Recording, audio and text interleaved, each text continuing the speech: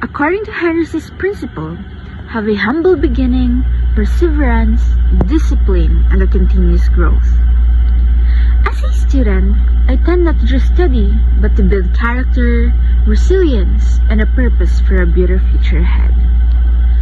Every nationalian have their own dreams, but dreams don't start big.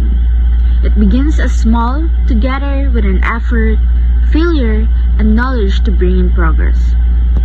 If a young Henry C. starts as an inspired student, then I will too.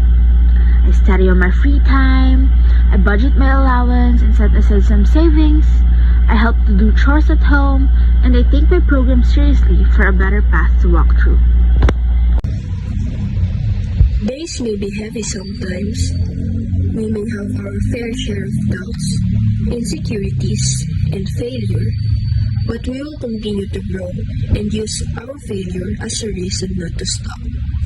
Struggles may seem to be a sign to give up, but they are actually a shadow of your growth.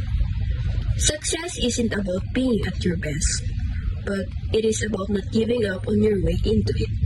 Small progress means to dream big, be more ambitious, and never stop to do so. Success can be built quietly together with a small choice to repeat the same goal every day until we succeed. Some moments that no one notices are effort, moments that process seems low, and we start to question if the journey will pay off. But Henry C's story will remain to remind us that greatness won't occur overnight. Before he had the malls, before all the success he had, he also took risk, sacrifice, and years, or even a decade of patience to have what he owns right now. What we had proven us that your start won't determine you, so better continue what you've started. The failures we encountered, once we look back in the future, we will give gratitude to ourselves that we made sacrifices to have the life we dream about. Those sleepless nights, the effort we exert to improve and have progress, the self-courage to try every time we fail and get back stronger despite the doubts.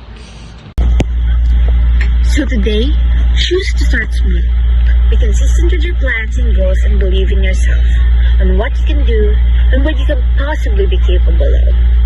As a student of National University, believe that growth is possible despite small progress.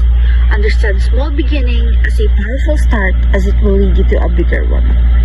Start small, stay consistent, and choose to dream bigger.